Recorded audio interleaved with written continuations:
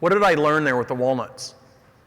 And what does Grant teach that verifies and validates what I learned, even though at the time I didn't know what I learned? First thing I learned is the more people you throw at a problem, the faster it gets done. Now, a lot of people ask me, where did I start my career? I've always worked, but an interesting thing happened to me in high school. And see, my parents didn't have the money for us to do all the sports and stuff. My little brothers, they sent us to a little private Christian school. And if I wanted extra money to play football or do sports or gas money, I needed to work. So during the summers, I bucked hay. I worked in restaurants as a busboy. I've worked in tanning salons. That was kind of a cool job. It was right next to the sorority. In the fall, because I had football practice, I had school, I'd work the restaurant in the evenings, and then my job was the walnut orchard. And so we had this 5-acre walnut orchard, and it produced about $5,500 a year of cash from selling the walnuts. And the system was we all go out and pick them up as a family, and then we dry them, and we do all this. My job was to cut the walnut orchard and trim the trees and keep it prepared for each year's growth cycle. And one year, my junior year in high school, I'd get done doing the dishwashing at midnight, and then my curfew was 12:30, so I could leave downtown Corvallis and drive to get home mile marker 3.8 on Peoria Road. Well, see, what happened is I swung by the 7-Eleven one night, and there was a girl that was working at the 7-Eleven that went to university, or Oregon State University, and we became friends. And so I would go from the night deposit doing the dishes over to the girlfriend's apartment and get home at 1. And so I got busted.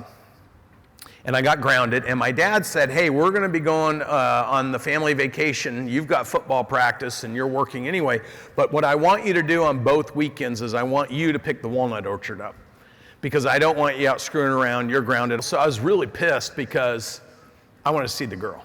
And I knew this girl was a college girl, and if I wasn't around, she was gonna find somebody else. So my whole thought was, how can I find a way to get the walnut stuff done, everything else, and still see the girl?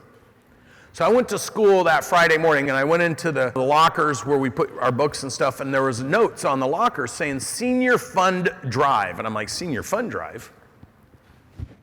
So I go up and talk to my buddy who's captain of the football team. I go, hey, what are you guys doing? He goes, we're trying to raise $1,000 to take the senior class to Bend, Oregon for our senior trip. And I said, hey, I got an idea. And this was the start of my entrepreneurism. I have an idea.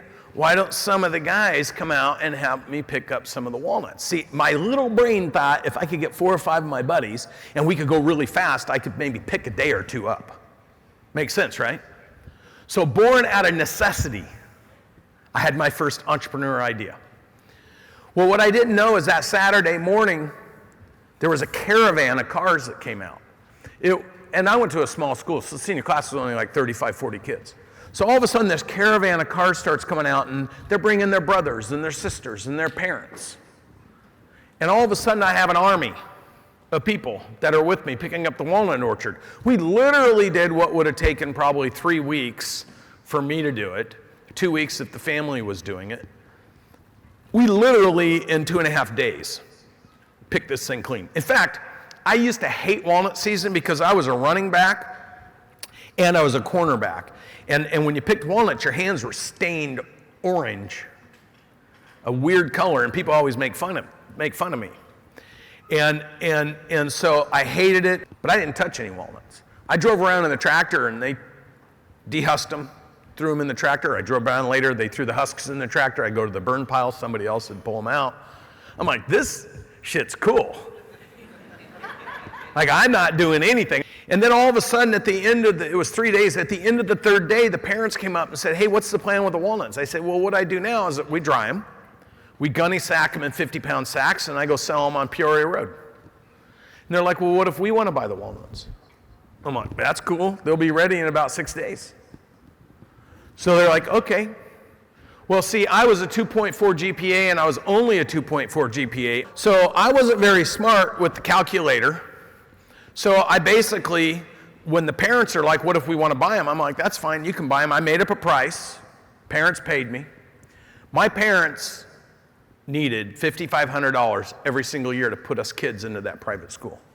That $5,500 is all I'd ever hear. We better have a good crop. We better make sure you take care of the walnuts. We need that money to put you in school. And see, my dad, to augment the price of going to the school, was the chairman of the Christian school. So my dad and mom needed that money, though, to augment. And they always they fixated on it. And so the parents said to me that were helping their kids, they said, we want to buy these walnuts. So I said, fine. I made up a price, and I raised $8,800. It was the most we'd ever got for walnuts because I didn't know how to price them. And so I collected the cash.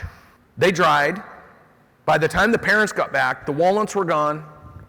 Shit, all I had to do is tie the gunny sacks off. That's it, and collect the cash. And I thought, man, this is so cool. Like, I didn't have to do anything. And guess what else I got? I got like 6 days with the girlfriend, then she told me to get lost.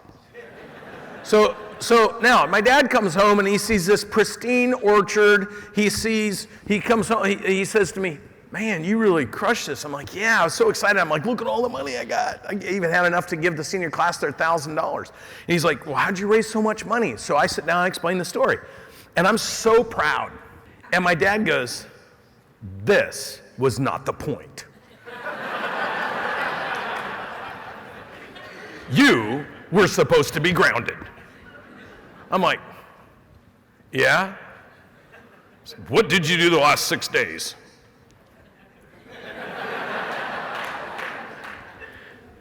You're still grounded. So I got another week while they were home.